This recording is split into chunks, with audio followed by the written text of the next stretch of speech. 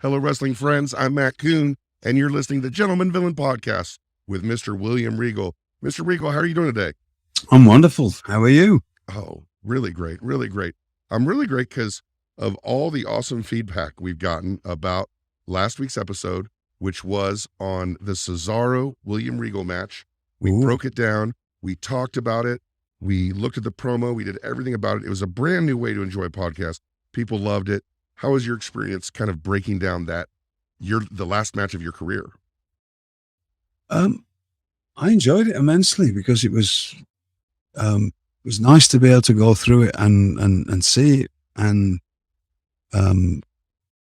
actually see some of the little things that we did and hopefully explain them without overly explaining them, because I want people to think about some of this stuff. Sure. And within an hour or so of me actually watching this, I was like, I'm so glad we did that, and I'm so glad that was my final match. Nothing, that's never going to get tainted, and it will hold up for the rest of time. I believe so. And I've been watching Cesaro. I didn't watch Ring of Honor, but I've watched him in WWE, and it gave me just a whole new appreciation for this guy, this wrestler. It doesn't get any better than him, and we've seen him announce recently he's taking on Jonathan Gresham for the Ring of Honor World Championship. I like Jonathan Gresham a lot, but nothing would make me happier than to see a world champion, Claudio Castignoli. That kind of got a ring to it, doesn't it? It does, yes. Something that's a long time coming. So well, we're going to see. We're working on it. That will definitely be one for the group. Now, Gresham is. How much have you seen Gresham wrestle? Have you seen him wrestle a bit? Yes, yeah. He kind of has I mean, it's different, but he definitely has that kind of hand-to-hand leverage type style. Yes. Do you think he's influenced by the British wrestlers? Very much so. I know, because I've talked to him about it. So, and I know he's trained with certain people. I won't say who, and the reason being that then everybody's going to start. There's a certain times when you latch onto somebody or you find somebody, you want to keep that stuff to yourself. Mm-hmm. And I'm at the point in my career, because it's over, that I can tell you all of my influences, and you've still got to figure it out. Well, I don't want to ruin or get, if you start seeing his influences and start copying them, then it takes away his uniqueness. That makes sense. Oh, totally makes sense. And this episode is going to be a free-form episode of Gentleman Villain Podcast. We're going to talk about all topics that you can possibly think of, because Mr. Regal has a lot to say about a lot of things. But I have something to say. I got to tell you, Mr. Regal, like, I really work hard at the social media stuff and try to get, eyeballs. You're trying to guilt me into this? No, I don't. No, it's crazy that you're so much better at it than I am. It sucks, because like, I worked really hard last week to try to get people to pay attention to what we're doing with Cesaro. And then you, sir, with one picture of you and Claudio and Wheeler and John Moxley, posted this picture, and it did more online than everything I've done put together. And you said something like the Blackpool Combat Club getting together is utter madness. And it's a picture of the four of you leaning back. And I got the joke, but some people didn't. Can you tell us a little bit about the background of that picture? Yes.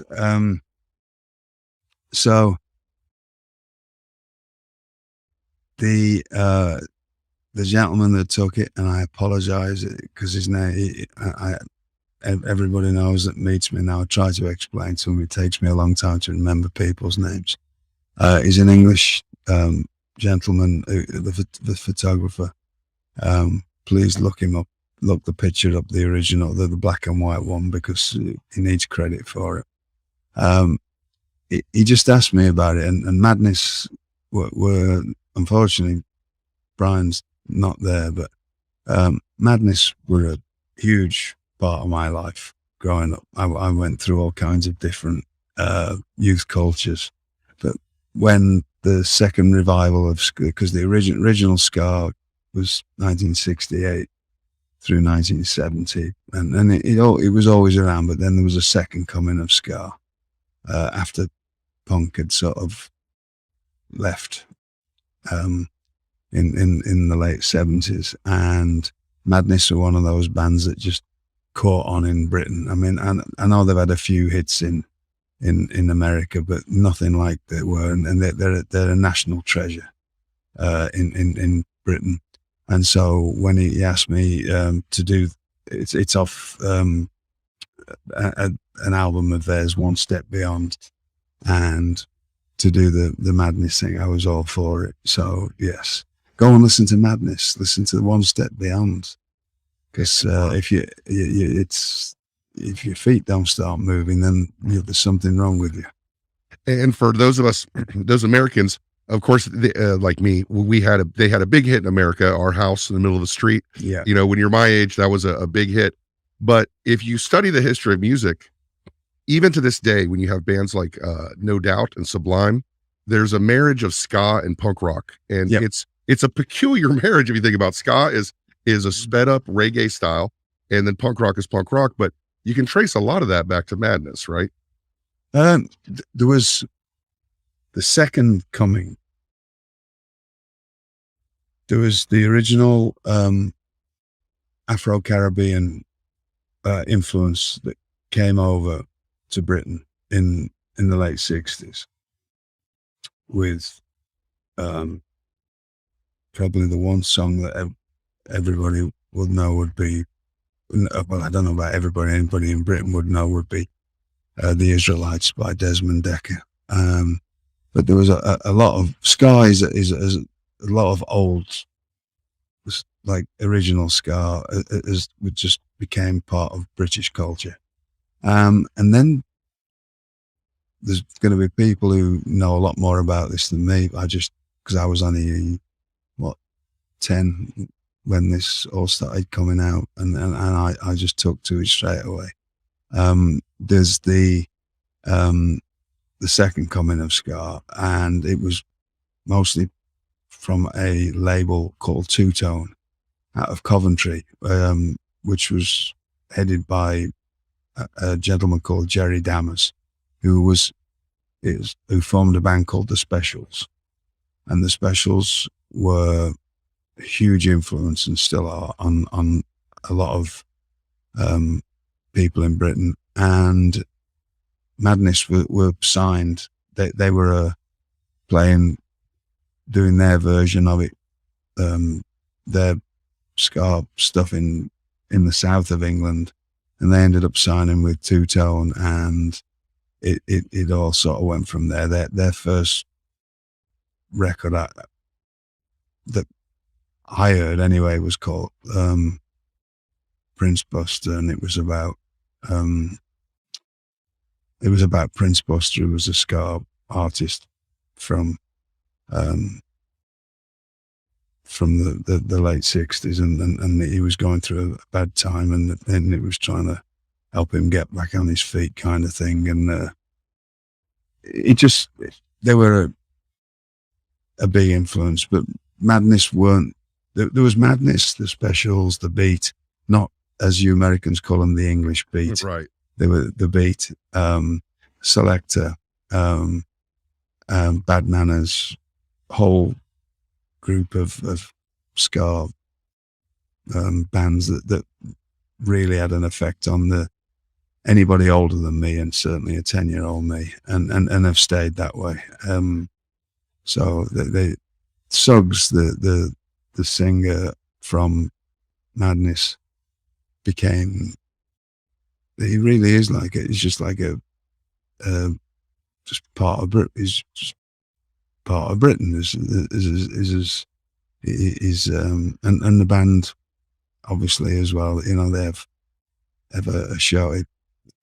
I hope it starts back up now, but that they run a thing called Madstock pre-COVID every year, where there's big ska revival, and they've always been part of, since I was 10, part of British history. I mean, before COVID, I think there was a West End. Well, I know there was a West End musical about Madness, which is basically Britain's Broadway. So they're a big deal. When you took that picture, did you tell the guys what, like, hey, let's do this as a Madness thing, or you're just like, hey, everything back, let's do this. I said it's just a British thing, and the British fans will get it. Because we were all busy, and I just quickly grabbed them. I said, fellas, can we just take this picture? And I don't know if I had time to explain it to any of them. Well, it definitely caught on, and it's, like I said, it was a viral thing, internet thing. And one thing that definitely caught on the internet is ProWrestlingTees.com. And this episode is brought to you in part by ProWrestlingTees.com. T-shirts designed and sold by over 2,500 pro wrestlers: Sting, Macho Man, Stone Cold Steve Austin, CM Punk, and so much more. If you're me. And you, yes, you had Mr. Regal stuff on there. If you're a wrestling fan, you've used ProWrestlingTees.com. And I have the coolest ones of the lot. You should go on there and check out Mr. Regal's t-shirts. And also, if you're looking for premium wrestling merch, you go to ProWrestlingTees.com. Yes. Support wrestling legends like Mr. Regal from the past and independent wrestling stars of the future with over 100,000 products shipped worldwide. When you order from Pro Wrestling Tees, all profits go directly to the wrestlers or their families. Visit ProWrestlingTees.com today. And now, introducing Powerbomb Pizza from Pro Wrestling Tees and powered by Kitsch Data.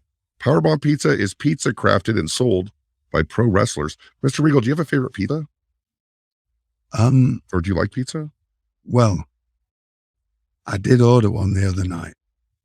I ordered a thin and crusty supreme, and they sent Diana Ross around. So,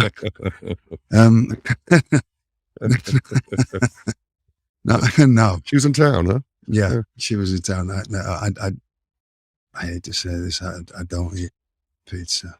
Well, I eat enough pizza for both of us. Yeah. And Powerbomb Pizza is the first delivery only pizzeria with over 30 locations that combines wrestling with handcrafted classic pizza recipes. All profits go directly to the wrestling legends you support, such as Mick Foley, Roddy Piper, Bret Hart, Eddie Guerrero, and more. Order today on Uber Eats or visit powerbomb.pizza.com. I have no problem if they want to make a pizza after me. Yeah. There used to be a place in London, this is in the 80s, that had a pizza. We used to stop at a certain place, and they used to have a pizza, and it was called the Rollerball Rocco Pizza. That was before anybody was doing it. Yeah. Yeah. So I'm happy if they want to make a pizza after me. Yeah. In fact, make a gluten-free one, because that's why I don't eat pizza, because I have to eat gluten-free. I'm a celiac. Well, how long ago did you discover you had celiac? Is that something? 22 years ago. Oh, wow. So you've learned how to deal with that and how to eat and all that kind of stuff. Yeah. Yeah.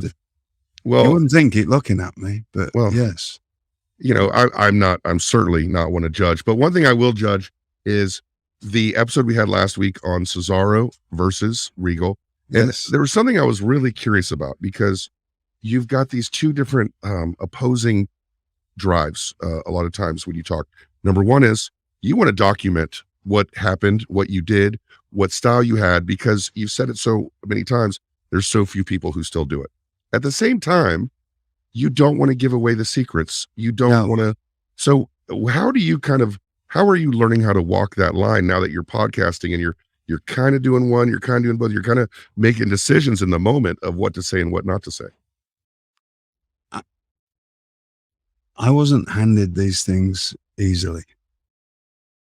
This skill set that I've got, and I think you should earn it. And I'm trying verbally to give you enough that you've got to put some thought into it. Because if I just go and tell everybody everything, then everybody's going to be doing it, and probably doing it wrong or hurting people with it. Because to do the style that I do and do it the way that I was taught to do it, it is a thin line between knowing how to do it well and hurting somebody really badly or making it look really, really bad. And I'd rather you just didn't do it.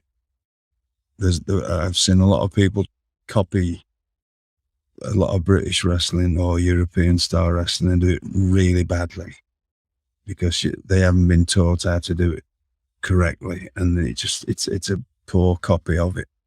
And there's a lot of people that, you know, you hear that term pave the way, that were kind enough to teach me the correct ways of doing that. And I want it to live on, but I also want people to study it, figure it out, work hard at it. This is not you can go to the best wrestling school in the world, but if you're only going for 12 weeks, there's only so much you can learn, right? This is it should be a never-ending quest to try to get better. I want people to have that same kind of interest and work ethic that it took for the people who taught me and me to have before. Because one day, if I do this enough, I'm usually going to end up meeting somebody where I'm going to probably show you how to do these things, or somebody who knows how to do them if you get the chance to train with certain people. But can't just give them away either and just go woomph, because then everybody, I don't know, you don't hear me talking in wrestling talk that everybody talks in either. I find that just and I know anybody who's come along since the 90s, it's quite normal for them. But I wasn't let into this job that way. And I don't like to give a talk like that or talk like that around people. And I don't like just people. And I don't mind people. I get it that you don't know any better. I just had it sort of drilled into me. Back to that thing of protecting the strength of the job. This job's not for everybody. And to do it at a certain level, it's certainly not for everybody. And it takes a lot of work and a lot of,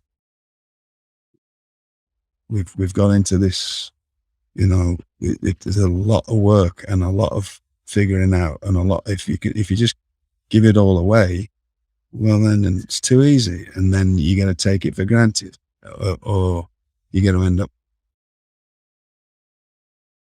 I don't know,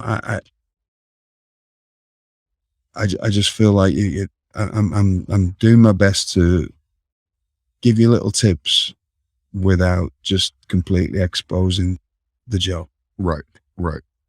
The best you can, the best I can. Right.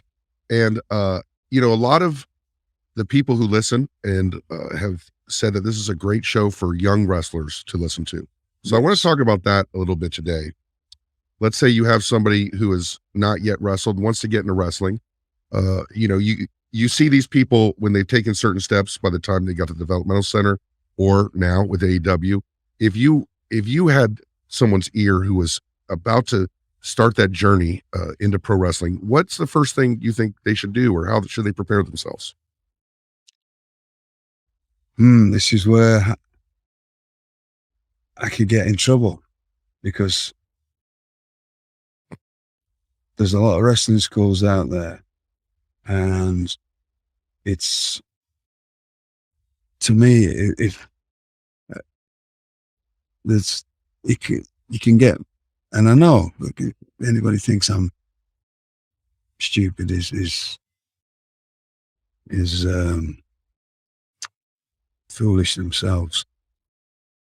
You've seen, there's clips of me when I was at the performance center, and you're talking about teaching people how to, you know, or you hear people moaning because they don't like putting the time in, or their effort, or the hard work. This is a hard job, and to me, you should be learning how to roll and do certain skills before you learn into fall. I know things have changed and I know things are different, but it's why you want to be able to have a 20-year career and not be completely wrecked at the end of it. Unless that's your thing. Some people like that. They're just quite happy to get wreck their bodies. I wasn't taught that way. I was taught to do everything right.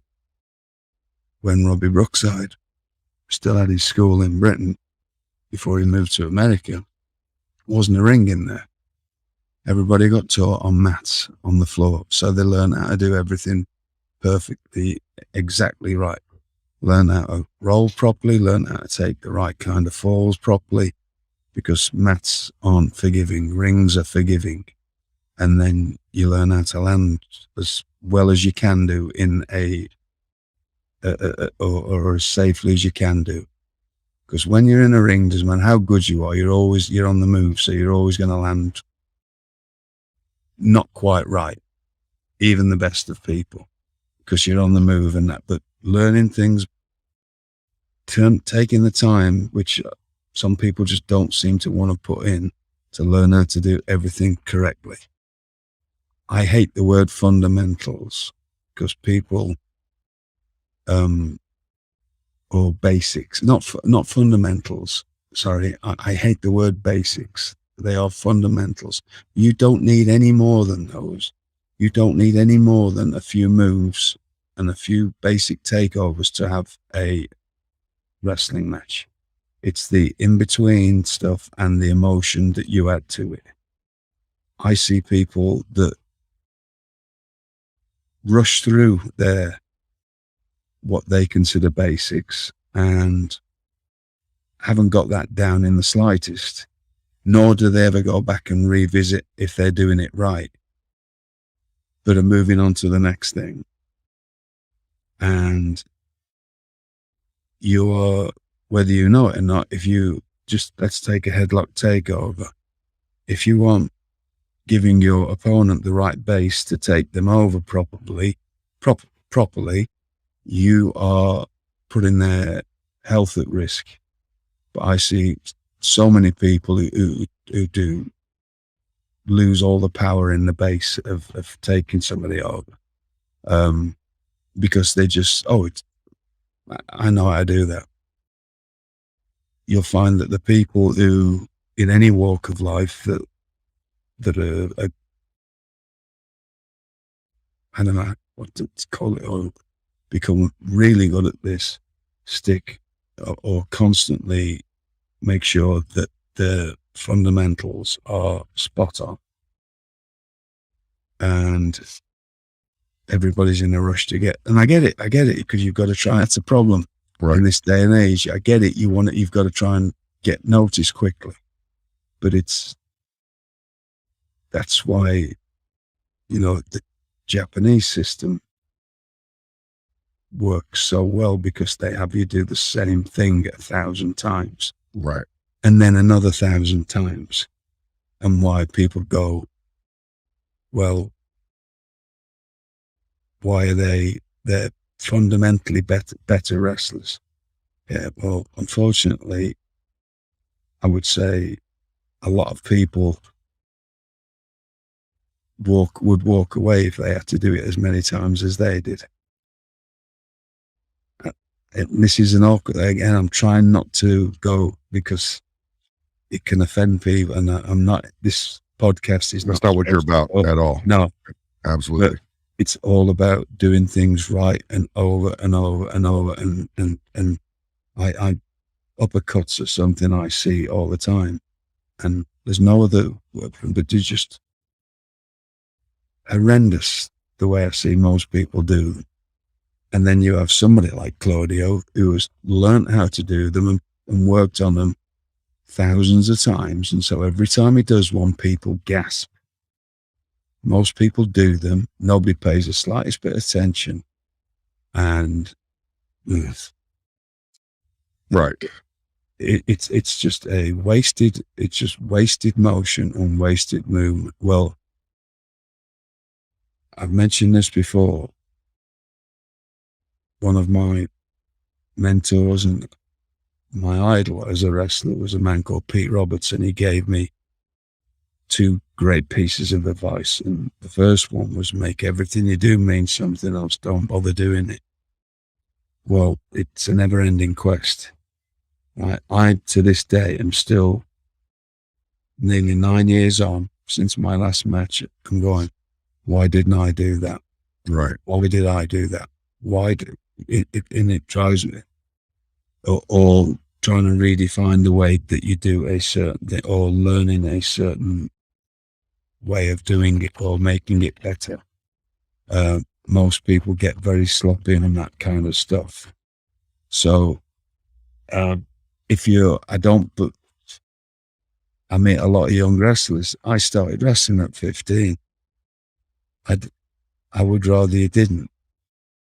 I would rather you didn't start until you were, if you are going to the right gym where they are teaching you how to roll and not throw yourself around like a maniac, and teaching you everything correctly, as was the case with Robbie's school, where he did have younger students, but they were all taught, they were on mats getting taught properly. Then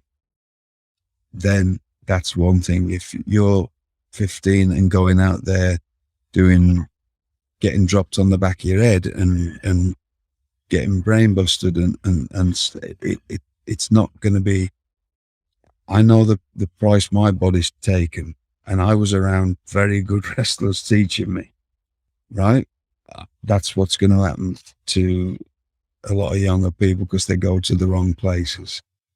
Or like nowadays, if people ask me what my son wants to be a wrestler, right?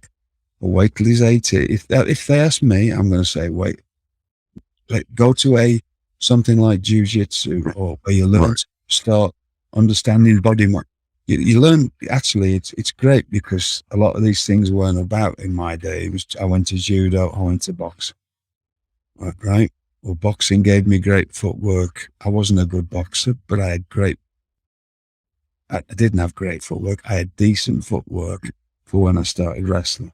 Judo taught me how to fall, and but it also learned me how to do. I wasn't any good at either. I didn't compete in that. Right. But I learned the understandings of body and body movement, where you can go to those kind of things without just getting dumped straight into a pro wrestling school and doing 12 weeks and then saying, I'm a pro wrestler. Right. Well, you're coming out of there with whoever you're on with. There's only, even the best trainers in the world can only do so much with you in 12 weeks. And there are lots of good schools, but then you've got to continue that, and you've got to constantly work on it. You're not a wrestler all of a sudden. Right. You just had a drink of water in the job, you know? And that, if you wrestled every single night, like, I don't consider myself to be, I wrestled as a full-time pro from being 16. I don't think I was what I would consider a decent pro until I was 20. And that was wrestling full-time against the best wrestlers and having the best train. I was going to ask, you've said many times, and you're not the only person I've heard say it, that the repetitions. And that's a shame, because nobody gets that anymore. Well, you can, but it doesn't mean it's not 6 nights a week or 5 nights or 4 nights against somebody who's been doing it 20 years and knows what they're doing. That's what I had. Right. And you've got to, and so anybody who comes along and does well nowadays, I applaud them, because they figure it out quicker than I ever could have, because I couldn't have done that. Yeah, it's not exactly, you say that you might insult some people, but it's not exactly the craziest take to say you need to work hard and practice a lot at your job. Malcolm Gladwell in the book Outliers talks about the 10,000 hours principle, about 10,000 hours of dedicated, really mindful practice over something. Yes. Of course, it's a subjective, but the point being that it takes you that many hours to be good at something. Is there any substitute available these days for all those reps? Because that seems something that might be just gone forever. Well, you've got a wonderful thing, which is film study.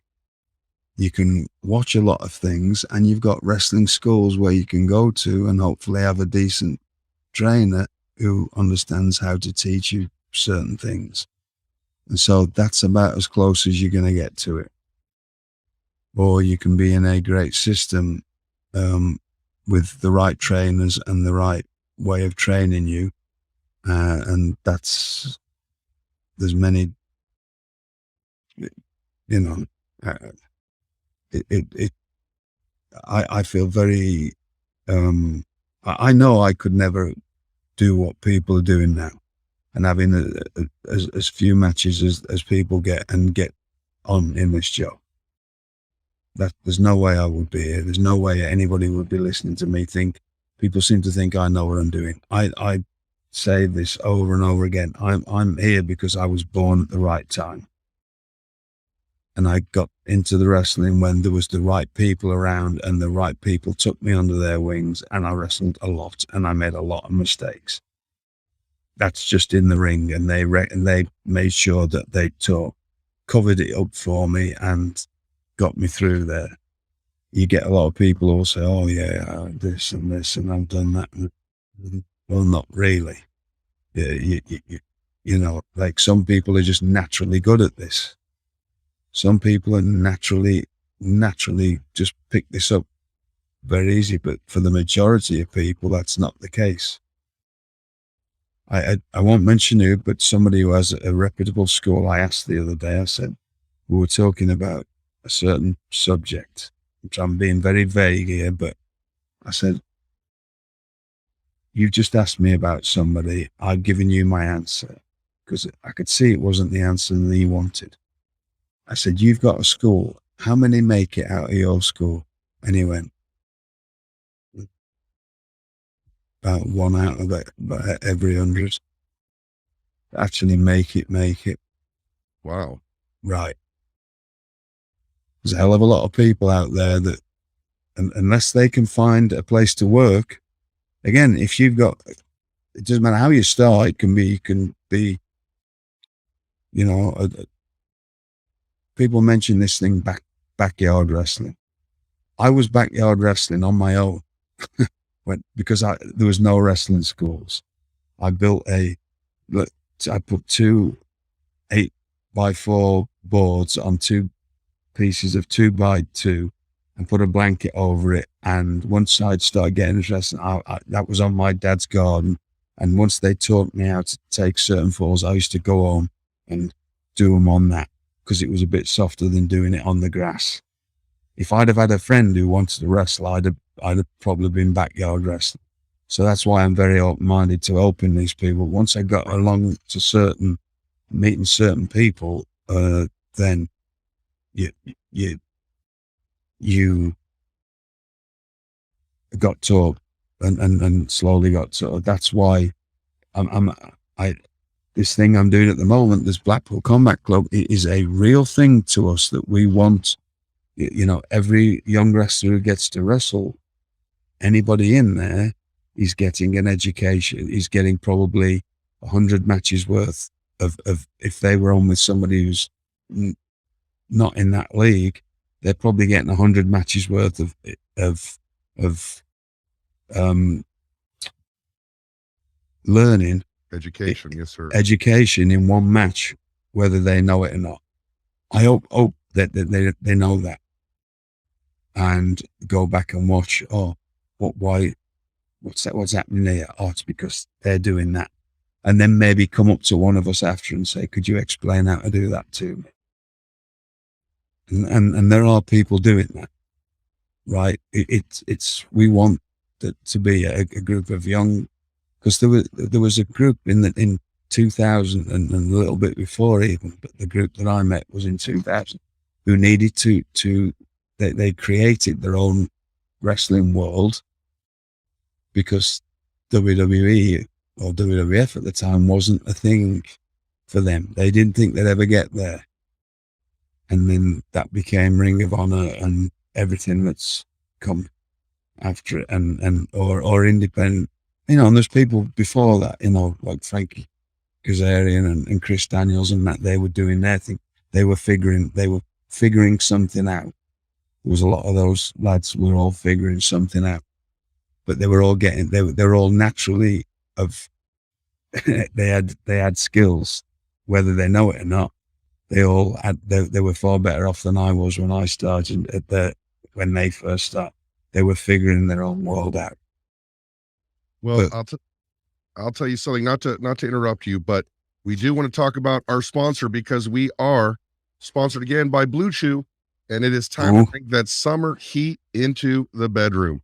And guys, of course, we know confidence can take you far in life, as can fundamentals, and it can help you in the bedroom, especially when it comes time to step up to the plate. That's where Bluechew comes in. Bluechew is a unique online service that delivers the same active ingredients as Viagra, Cialis, but it's in chewable tablets and at a fraction of the cost. You can take them anytime, day or night, so you can plan ahead or be ready whenever an opportunity arises. The process is simple. Just sign up at bluechew.com, and then you consult with one of their licensed medical providers. And once you're approved, you'll receive your prescription within days. The best part, it's all done online. So no visits to the doctor, no awkward conversations, and no waiting in line at the pharmacy. They're made in the USA and prepared and shipped direct to your door in a discreet package. That's probably good, right? It's not like a big box that says Bluechew on it, Mr. Regal. That's probably no, you don't want that coming to the door, do you? Not really. And with Bluechew, men everywhere are excited to see the postman, because when their package has arrived, your package has arrived. So if you could benefit, that's pretty good. What you did there, that was a good one, yeah. Yeah, there's all kinds of packages, and you never know what is inside when you open it up, and you could benefit from that extra confidence when it's time to perform, and Bluechew can help. And we've got a special deal for our listeners. Try Bluechew free when you use our promo code Gentleman at checkout. Just pay $5 shipping. That's right, it's Gentleman. Bluechew.com, promo code Gentleman, to receive your first month free. Visit bluechew.com for more details and important safety information. And we thank Bluechew for sponsoring the podcast. Thank you. Yeah. Now, Mr. So one thing I didn't get to, you can, hopefully now the world's hopefully changing for the better again. There's seminars, you've got to go and find it. Claudio is another, he's the perfect example of that. He was in Switzerland where there was no wrestling, right? And then he went everywhere he could in Europe to find places or seminars or places that he could learn how to get better at this. But he put an incredible amount of work in. So that's one thing you can do. You can hopefully find a company that has enough shows to get. Let me say this, another thing. Why I don't think I've said this on this show. Use wrestling and don't let it use you. There is nothing wrong with just doing local shows on a weekend at where you live. Because if you want to be a full-time pro, it's very difficult to get in it. It's very difficult to get to that level. It's very difficult to stay at that level. Take stock and really think about all the things that you need to think about if you want to be a pro. It's so difficult to get there in the first place. But if you can find some local shows that you can be on and enjoy it and not have to constantly be trying to up your game, and you can have a nice match with your friend on a weekend, that's probably the best way to do this. Because if you get into this is hard work. If it's not, you probably won't be staying around very long. So if that's probably the best way to do it. Get an education, get a job, enjoy life, because I've given this speech before to many people that have had tryouts with me or I've done seminars. If you don't like flying, not for you. If you don't like driving, this job's not for you. A weekend driving, few hundred miles, okay. But if you don't like it, it's probably not for you. If you're not willing to work when you're hurt, probably not for you. If you want to see your family all the time, probably not for you. There's a lot that comes with this. There's a lot of, I hate to use those old terms, but a lot of sacrifices that come with this if you want to be a full-time professional wrestler. So consider all these things before you, it's easy to say I'm going to be a wrestler, but are you willing to do everything that it takes to be there? Are you willing to put the hours in? Right? Are you willing to train? Are you willing to do all the heartache that comes with not getting to where you think you should be? Because there's only one or two people in the entirety of this industry have ever got to where they really thought they should be. I'm very content with my career. Say you're one of them. Yeah, I'm one of them. But I'm also not. I'm not envious or jealous of anybody, ever. Don't care. I'm not competitive in the slightest, which is a lot of people are. So every day's been a bonus for me, and I'm not just saying these words lightly. I wanted to be a wrestler, and I was happy working on a fairground, and I was happy doing it. And if I could have stayed there the rest of my life, I'd have been happy, or I had at least a few years there and moved on to something else. It's all been a bonus. I see a lot of unhappy wrestlers and a lot of miserable people in this job. It's too hard. Right? Do something else maybe. Or accept it. You got to do one or the other. But that's if you're in it. If you're not in it and you're thinking about getting into it, make sure you really think about this. Do I really want to go through all that? And if it's, and know that there's only one or two people who ever get everything they want out of this. And sometimes you get things that you don't want. Because I know a lot of rich people who've made a lot of money in this, and they're not happy at all. Yep, for sure. Right? So when it comes to, I've blown all my money on lizards, that, nice clothes, drinking, loads of naughty ladies, and the rest I just spent frivolously. That's a George Best line, by the way. I'm not claiming that line.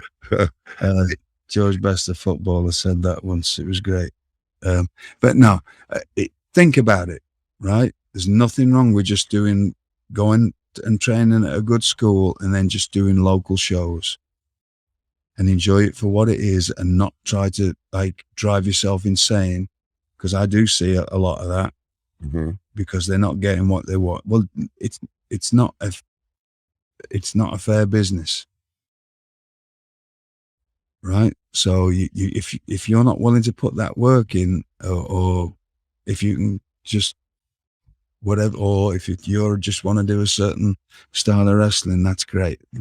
But think about what you're getting into, and let's get off this subject because it's getting a bit dark. Right. Well, let me ask you this. As far as fundamentals, you talk about fundamentals, and you have wrestled people from all around the world. You, even as a young man, you went to different countries, and you've wrestled in New Japan, and you've wrestled people from Mexico. And when I teach music, I like to say that despite what style you play, the fundamentals remain the same.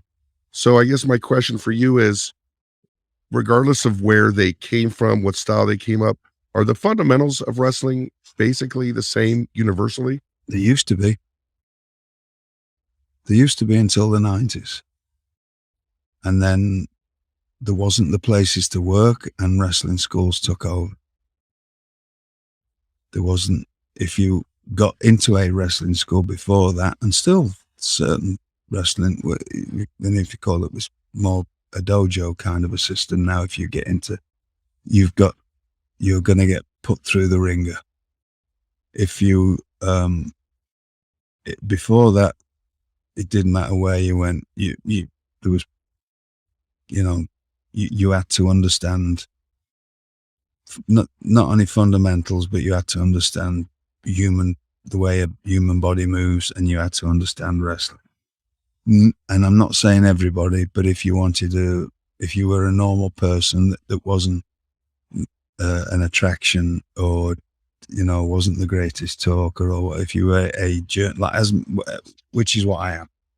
I'm a journeyman wrestler, which is just somebody who's made a living out of wrestling. I've done all those things. I've entertained and I've talked, and that it's just fortunately something I could do. But my actual what I am was a journeyman wrestler, and probably if I hadn't come to America, I would have stayed a journeyman wrestler, which means I would have just had a job as a wrestler, going from place to place, having a certain style of wrestling match with anybody from all over the world. Not a certain style, but I could wrestle anybody from anywhere. I mean, there was a year, 1996, I was doing that. I was in WCW, but I was going, I was wrestling people in WCW that they were bringing in that nobody else could wrestle, because I didn't need to talk to them. A lot of the luchadors, I could wrestle the Japanese guys without talking to them. I was going to Japan. I could go back to England. I'd go to Germany. It didn't matter. I still didn't have to talk to anybody or lay anything out or do anything. But that's not anything on me. That's on the people that taught me. Well, those days sort of went away with the advent of wrestling schools. And so a lot of people, and it's absolutely, it's a weird subject, because it's just different now. It's not me saying it's any better or any, no, it's just you just got to evolve with it.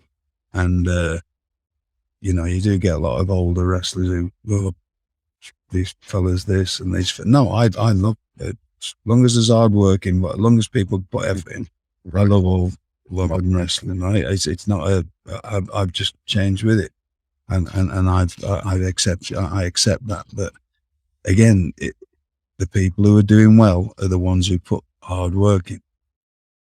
Yeah, that you'll find that most things, that the hard work, for me, talent can be a deal breaker. Talent can be a demarcation line, but the hard work really is the thing that separates everybody, and even if you don't make it, you put in the hard work, you still learn the lessons that you need to learn.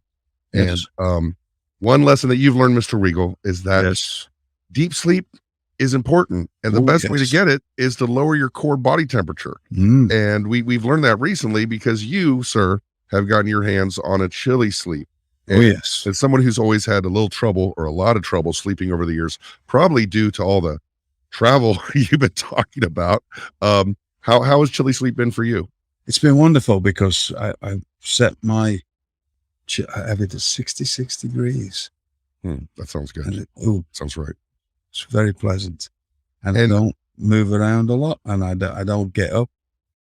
Very, very rarely, maybe once or twice, when it used to be just tossing and turning constantly. I absolutely love this product. So absolutely. And you might not know out there, but temperature controlled sleep repairs muscle after a hard day's work and improves cognitive function. So you can always start your day feeling sharp and alert. And as well as I do, Mr. Regal, the older you get, the harder it is to maintain that cognitive function and feeling sharp and alert. ChiliSleep makes customizable climate-controlled sleep solutions that help you improve your entire well-being. They make the Uller and the Cube sleep systems, which are hydro-powered, temperature-controlled mattress toppers that fit over your existing mattress to provide your ideal sleep temperature. These luxury mattress pads keep your bed at the perfect temperature for deep sleep, whether you sleep hot or you sleep cold.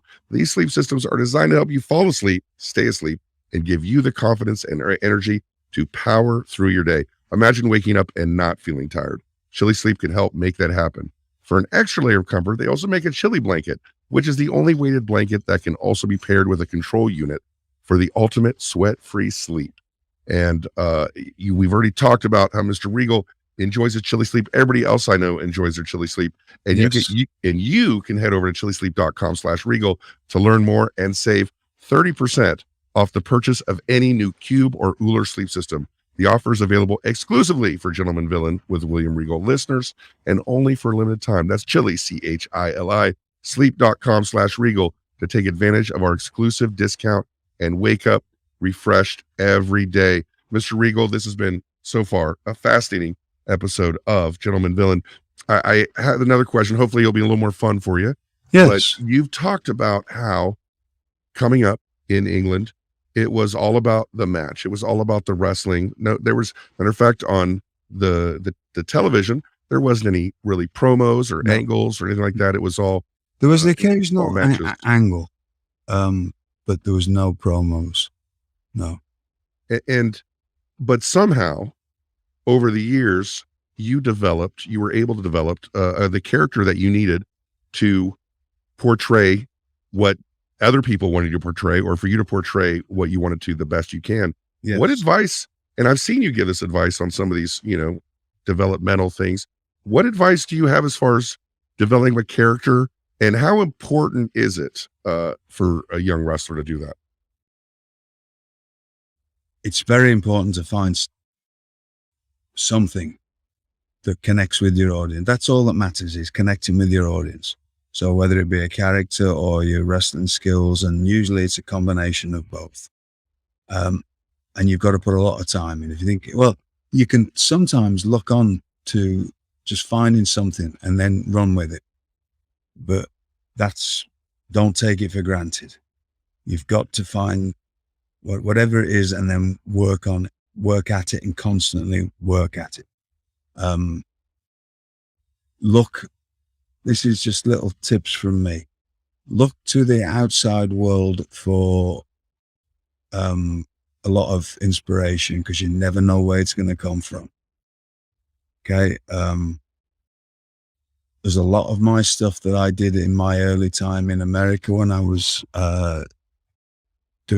I changed from just being plain old Steve Regal to Lord Stephen Regal, which was taken from a lot of 50s, 60s and 70s British movies and TV shows and characters that I'd seen in them, and playing about with different ways I spoke, and also a lot of wrestlers that I'd studied when I was younger, and really studied once I started understanding or actually being in the wrestling business. Because watching it as a fan's one thing, but then studying exactly how they made people react. So we've been talking about this before. It's all how much hard work you put into it. Try to be original, which is an easy thing to say, but very hard to do. Because I know I've just done 10 years of being a talent scout until January of this year. I've seen so many of the same things over and over and over. People thinking that they're unique, but they've just basically the latest TV show that's a hit. They've decided that they're going to be that. Right. Well, so has 25 other people. Right. And unless you've got something else, you need more than just that. Unless you've got two heads, or you are the one. Right. Right. And we've talked about that before, where if you've just got a magic, whatever it is, then you can get away with anything. And that's a strange thing. That's why it's really difficult to explain this job to anybody, because some people can do the exact opposite of everything that's right and it still works for them.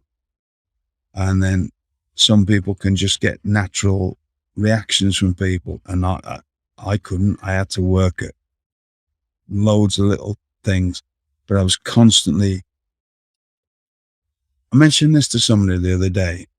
I've never signed an autograph and not asked a fan a question when I've signed it, unless I've been in a rush. If it's actually an autograph signing, I have never not asked a question, because it's a lot of feedback and it gives you a lot of things to think about as far as what to try or not to try. I'm going to give you that advice. You do what you want with it. If you want to just sit there and go, sign and hand to people Right. and be rude. I never worried about as a villain signing autographs because I knew I was comfortable with myself. Those same people that I could have just been asked a question, had a chat with outside the building, I could walk in and I was comfortable enough at a certain age that I knew that I could look them in the eye and have them hating me within a split second. You could switch it on. Switch it on. Mm-hmm. But if you ask questions, if you just ask everybody that came up, why'd you like wrestling? You're going to get 100 different answers. Well, one of those answers might be the thing that you're working on at the moment or give you an idea to work on something. Oh, right. Or you see somebody with a t-shirt on. Why'd you like that person? What? Oh, is that your favorite wrestler? Why? Wow. Give you all these different answers. Oh, okay. Well, I don't have any of that in my act. Right. Because that's what we are at the end of the day. You can BS yourself all you want about what wrestlers are. We're an act. And like any act, you don't have to be good at it. You just have to figure out how to connect with an audience. But the more you've got an open mind as to what you can work on to try to connect with that audience, everybody thinks it's all about headlocks and doing suplexes and that. It's not. That's just something you do and then whatever else you do that connects. And depending who you're working for and what that person who's paying you wants you to do on that particular night. But if you're just left to your own devices, you've got to constantly come up with different ideas. And some are going to work and some are not. But if you're only leaving it to yourself to do that, how much can you actually think of? You sit down now with a pad and a pen and go, right, I'm going to write down every idea that I can think of that I can do with my wrestling. You won't get too far. You might, if you're lucky, you might get a few pages in. If you've asked every single fan that you've signed an autograph for, if you've had a 2-hour autograph session and they've give you 200 different things to think about, you might be able to fill 15 or 20 pages worth of stuff up of, perhaps I can work on that. That doesn't, there's no way I can do that, but I can do that, but I can do that. I've learned so much by asking questions, no different than asking wrestlers when I was younger. Why does that work? Why doesn't that work? Why I did that and it didn't get the right reaction. And then have them explain to me. It's another form of trying to find as much information as you can find to try to work on your act. That's an amazing piece of advice because this is your audience. This in an autograph signing, this is a very controlled environment where you can get almost like a focus group type input from the people who are coming to see you. They're paying to see you. Why are they paying to see you? And why are they paying to see other people? And you're sitting there asking questions and finding out what is it that drives them to cheer, boo, come to wrestling or not come to wrestling. And some people don't take that opportunity, but you're saying that is prime time to take an opportunity to learn. Yes. And by learning, man, and some wrestlers, not a lot, but some have this weird disdain of fans. And you seem to have the ultimate respect for the fans by doing something like that. This is going to... I'm the only carny wrestler left in this industry that started on a carnival. Well, I'm not even a wrestler anymore, but I'm still in it. But you definitely, if anybody's going to say... But I've never acted like one. Right. You had legit carny roots. Right. Right. But I've never acted like one. Right. I've never looked down on a fan. And that comes from... I could have done if I'd have had the wrong people around, because there were people around me that did, but the promoter I worked for didn't. And he said, never, ever. So this is a 15-year-old brain. So you start off with the right, on the right. Never, ever look down on your audience. He said, they are giving you, not just, money's one thing. They are giving you their precious time. We only have so much time on this earth that they can be doing anything they want. They do not have to come and watch us. Try to give them the best experience that they can possibly have. Now, there's times when I haven't been able to do that, and that's my fault. Through sometimes stupid things, or sometimes being injured, and just getting through a match, and I've like, I didn't give the audience enough. But and I'm not making excuses, because I don't make excuses.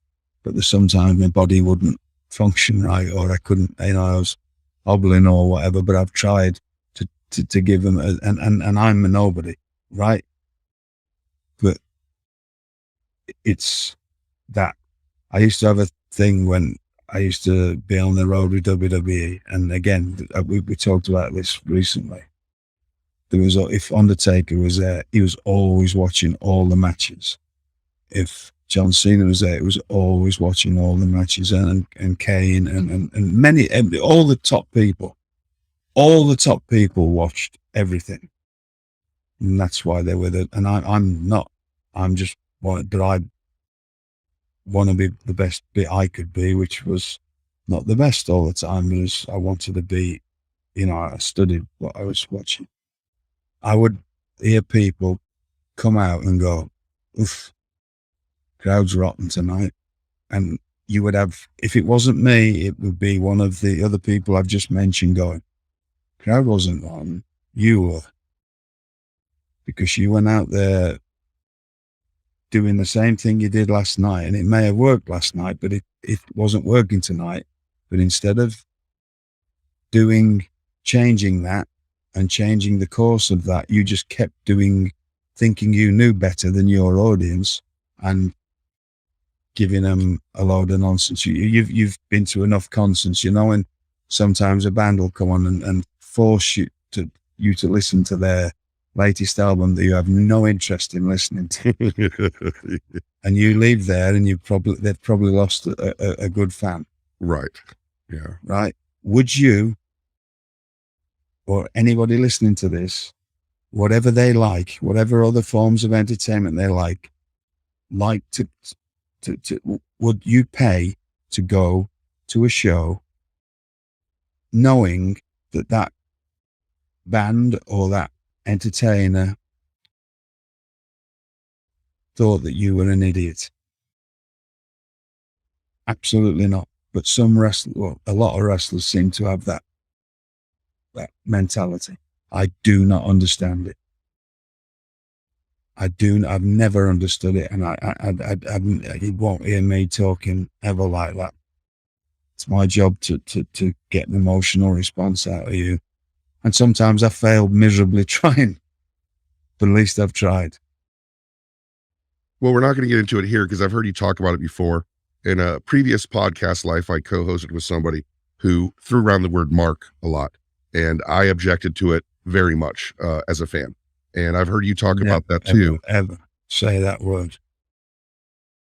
I guess maybe talk about a little bit why that's such a, for me as a fan. Do you know that these people who throw it around, do they even know where it comes from? Is it from back in the day when you saw someone who was a sucker, you would put something on your hand and you would hit that person and it would make a mark on them. Person on a midway in a carnival would, if they thought somebody was a fool or willing to, they could easily con them out of money, they would send one of their people out and put a chalk mark on the back of their, or somewhere where they couldn't see it, but they could.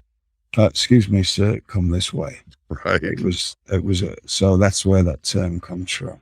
So why would you want to think like that about your audience that are willing to get in their car after work and drive to a show and maybe spend half an hour getting into the car park and spend money on you, and then you treat them like idiots? I don't get it. It's never been my thing. Again, I was around the right people when I was young, and there were some that were acted like that, and there was a lot of us and them. Right? Right. Don't act Right. like that. Don't act like that. This is, and that's why you're continually working on your game. You back to the conversation we started at the beginning of this was just how we seem to go. Sure. Full circle. That's why unless there was and sometimes you can't help but slip or do something not quite right. Mhm. Every headlock takeover was done right. Everything was done because you're taking nothing for granted, because you're trying to give your audience the best you can give. Whatever it is, and again, it doesn't make sense sometimes because some people don't have to do any of that. But the people who taught me, it was all about doing everything right. And then adding the entertaining elements and the emotional elements that draw the reaction you want out of the audience. And there's that word that gets thrown around, which I don't like using. Who's a good worker? Good workers. I'm not a good worker. Good workers are people who draw money, because that's what working means. It means working, taking money. Like to work somebody means to take money out. Right. I know. I'm a pretty decent professional wrestler. Right. Or was. Because I've never drawn any money. Well, I have, but it was before I came to America. It was, I was main eventing stadiums when I was 20 in South Africa. But that's different. Once I came to America, I wasn't in a money drawing position, nor did I really care to be. But it was. There's these terms that get thrown around, and who's good worker and who's a bad worker, and well, there's different variants of that, because there's people who talk about being good, and then there's the way me and Fit Finley go, right, right, and they think they do, but they can't even put a wrist lock on prep. Well, let's close out with this. We talk about very beginning what you need to do to become a wrestler, and we talked about of course character, and then we talked about the fans. I want to close out today talking a little bit more about the fans and something you said earlier. A lot of people complain, people in the industry, and even fans complain about fans these days, their chants, the what chants, maybe sitting on their hands. And it seems to me that you were saying earlier that you like the mindset that it's 100% incumbent upon the wrestlers to create that environment with the fan in the building. Is that how you would put it? I still think that. Absolutely. What are things that wrestlers could do better to kind of, in that situation, if you said earlier, maybe not do something you've done before, but there's no little tricks beyond that. It's just being as an original as you can be, or doing something different, or reading the crowd, or how does that work? Try to learn how to read a crowd and try to get them to make a different kind of emotional response than that is the standard thing at this present time. I'm not gonna. I do see things, and I tell certain people. I'm not going to say it out loud, sure, because then everybody will start doing it. Right. But there's different forms of. There's one that comes to mind recently. There's like sometimes fans they're used to what they're used to at the moment, and it takes something to change that. And it can be all kinds of different things, and different characters and different things that you can figure out. But sometimes there's things that look a bit too real, and people read who how can I say this? People read into it wrong. They'll go, oh, they weren't getting any reaction. No, they were getting just a different. Because I watch crowds as well. It's another thing. I don't know if a lot of people do that, and I don't blame them not being able to, because they don't work the amount of house shows that I used to work. I used to work a lot of live events, so I hadn't got the stress and the pressure of TV. When you're on TV, it's a different TV wrestling, and wrestling regularly is completely different. In my opinion, certainly felt that way to me. But when I had a live event crowd, I'm going to make that crowd if I can. And sometimes you're told not to. That's another thing. Sometimes can you just keep them down a bit because the next match needs to get all the, whatever you need. So that's a thing. Like, don't get the crowd so into it because we want to save. There's only so many people you can say that to because most people don't have got big egos. Right. There was a time when it was go out first and just have a whatever match, what you were giving your instructions as to what kind of match to have. Not that you have to talk about it. It's just, okay, this is opening match. No punches. I've heard Americans say there's no this because you had to build a card. Well, now we're in a world of, and it's just the way it is. It's not me knocking anybody younger. Everybody wants to steal the show, but it wasn't your job. But there's very few people that you get actually asked to do that. Can you go out and just do this? Yep. Just need a nice match just to get them right because this is following. Okay. But that got less and less as well as the 2000s moved on. There wasn't as many people could actually do that or willing to do or knew how to do that because again, it's all just a byproduct of the fact that of less work all the time. Right. It's nobody's fault. It's just different now. That's why I'm the old wrestler that understands all this because I try and figure out how would I fit into this world now, but I don't know if I could. Right. Because I got it. I learned these tricks by working God knows how many times a year, like, there's twice a day all through the summer, a minimum of twice a day with families and a family audience and not a more modern audience. And so it's, or you get 7 minutes on TV. What are you going to go out and, how can you say that to anybody now? Go out now, just keep them down a bit. No, you're going to go out and you want your spot. I get it. So it doesn't even get said anymore. There's a lot of the things that were said in my time as a wrestler that don't get even mentioned anymore, because you can't expect people to go out and not try and make a name for themselves. But that used to be certain people's jobs to do that. But the thing, sometimes things are a bit too, like I saw that recently where two fellas come back and they were like, what do you think? With the crowd seemed a bit not right. I said, well, I'm telling you, I was watching the crowd and it wasn't what they were expecting. They were there to chant and to do what they normally do. And it looked a bit too violent for them. Mm. And they were too real. And they were like, I don't know how to act. There's no, so it's me knowing different crowds, or sometimes it's me being the honest one and saying, well, it's because you just didn't do enough of the right stuff.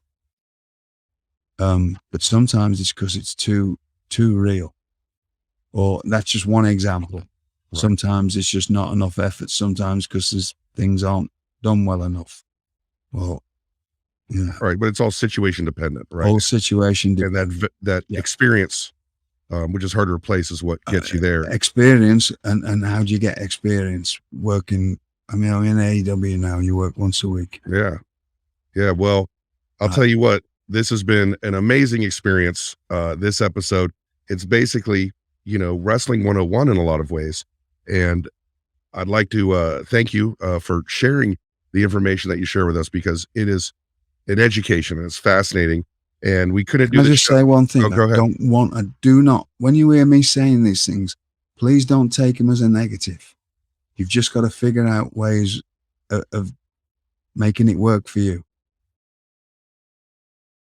And also, one thing you often say is like, this is my experience and I know this works, but also when I see something else that works, I'm accepting of that too. I'm accepting. But again, I'm only here and you're listening to me because I had a lot of reps, and I don't think I'd make it in this day and age. I'd have never got to this position. And maybe I would have done if I'd have gone straight from being a young lad to Japan, because of the system of doing things 10,000 times before you even get to do it in front of an audience. That might have been in this day and age, that could have worked for me, because it's worked for people I know, but they really have to master everything before they're even allowed to be seen in front of people. Right. That really doesn't happen if you're getting paying for a 12-week course at a wrestling school. Well, I'll tell you what, I feel like I just took a 12-week course in this 1 hour of podcast. Mr. Regal, thank you so much. And I'd like to thank Mr. Kaufman, Steve Kaufman, for all his help with the video and everything else. And Richard Land and Derek Sabato with the research, and Wesley Burleson for producing, and everybody else who works on the shows, especially Dave Green and Conrad. And we'd like to thank you again for listening to another episode of Gentleman Villain with William Regal. Thank you.